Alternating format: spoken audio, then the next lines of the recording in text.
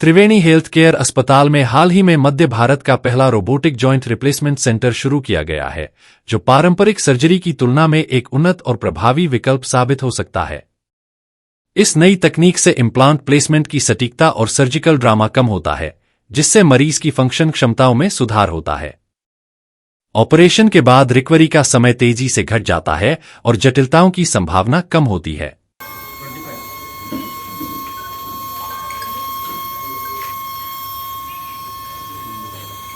क्या कंप्यूटर पे लोकेट हो रहा है क्या?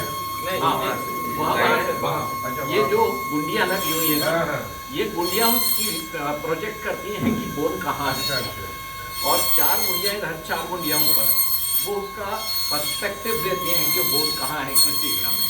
तो जब एक्चुअल में पेशेंट लेटा रहता है, ये गुंडियाँ जॉइंट को खोलकर गुंडियाँ लगाने का काम ये सर्जन करता है।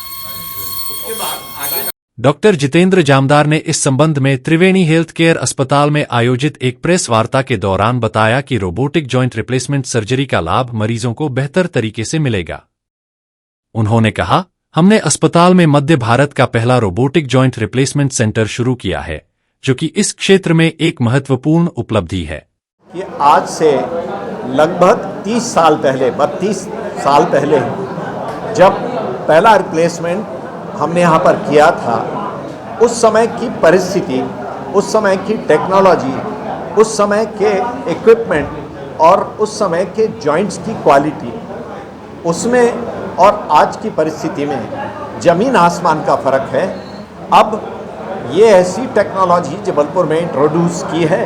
डॉक्टर अजय सेठ, डॉक्टर राजीव सावंत, ये हमारे जॉइंट रिप्लेसमेंट सर्जन्स हैं।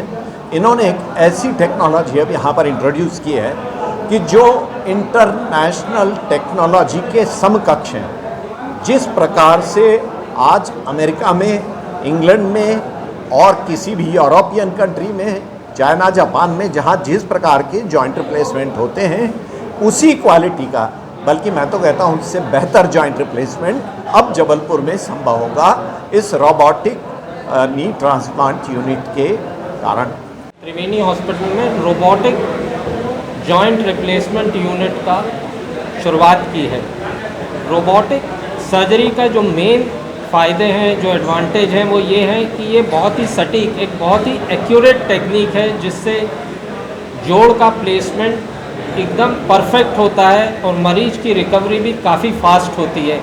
पोस्ट ऑपरेटिव फेज़ में उसे काफ़ी कम दर्द होता है, ब्लड लॉस भी कम होता है, और ये एक लेटेस्ट टेक्निक है जो अभी आई है, जिसकी शुरुआत हमने की है महानगरों में भी बहुत ही रिसेंटली ये आई है, पिछले कुछ ही सालों में, और बहुत ही जल्द हमने इसे जबलपुर में अपना लिया है। डॉक्टर साहब, कितने दिन में ये ऑपरेशन होने के बाद मरीज चलने लगता है? तीसरे दिन से।